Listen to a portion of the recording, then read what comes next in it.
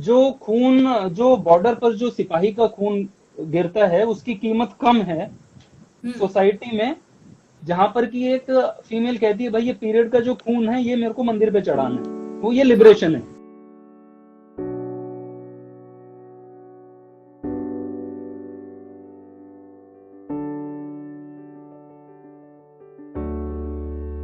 सामूहिक कार्यक्रम करके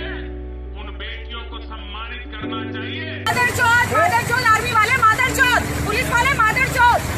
लड़कियों की इज्जत दो कौड़ी की करके रखी है मादरचोद।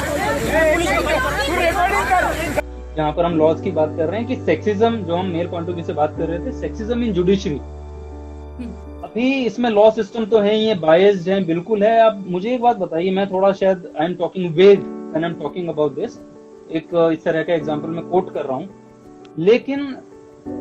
जो बॉर्डर पर जो सिपाही का खून गिरता है उसकी कीमत कम है सोसाइटी में, जहां पर कि एक फीमेल कहती है भाई ये पीरियड का जो खून है ये मेरे को मंदिर पे चढ़ाना है, वो ये लिबरेशन है, तो उसकी तो कोई कीमत है नहीं। Why I am saying this, there is a reason, क्योंकि लाइव डिबेट्स पे टीवी चैनल्स पर आप इंडियन आर्मी को रेपिस्ट कह देते हो, जनरलाइज कर देते हो, देयर आर मेनी फीमेल्स, लेकिन आप रोड पर घूम रहे हो आराम से, और आपको वो खून की कीमत नहीं है, लेकिन आपको ये है कि भाई इससे मेरे को लिबरेशन मिलेगी, ये मैं ये करना। इनको आप किस तरह से आप इनको मतलब एक पूरी आर्मी की, देश की आर्मी को डीमोरलाइज करना, because you come from a defence background, I am also an army kid, we know कि आर्मी सिर्फ अगर जंग जीतती है या आप वो तो सभी को सेव कर रहे हैं ना, वो हर औरत को, हर आदमी को, उनकी क्या गलती है, आप उनको बीच में क्यों लाते हो? और वो अगर डिमोरलाइज होते हैं उस पर किस तरीके से सजा या उस पर किस तरीके से हम आगे बढ़ सकते हैं इन चीजों को लेकर? सजा, मुझे तो लगता है कि we can't even talk about it. इतने आराम से आप कह देते हो जाके कि इंडियन आर्मी रेप करती है, और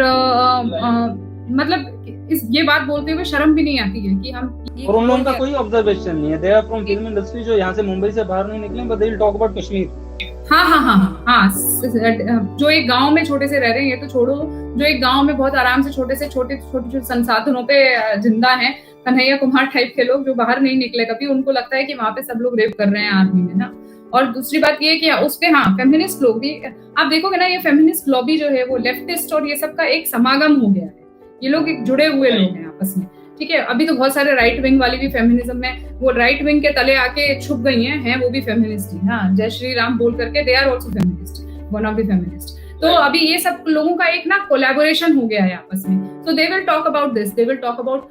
पीरियड्स, हाँ, बहुत तकलीफ उनको देते हैं, मंदिर नहीं जाने दिया जाता है, और सारे इनके मुद्दे हैं, आर्मी रेप करती है,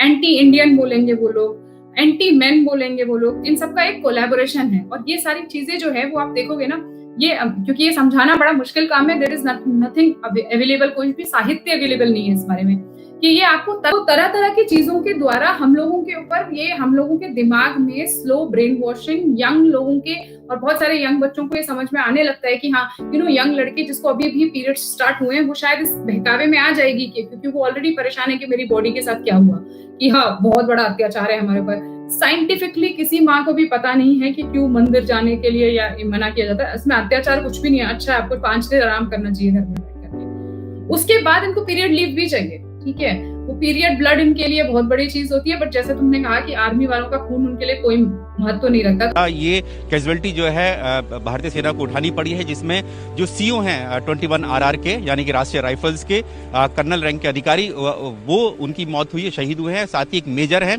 2 जवान हैं और 1 पुलिस ऑफिसर है जिनकी जो शहीद हुए हैं इस पूरे ऑपरेशन में। इसलिए आज मैं लड़की का नहीं, लड़के का अबॉर्शन कराने आया हूँ।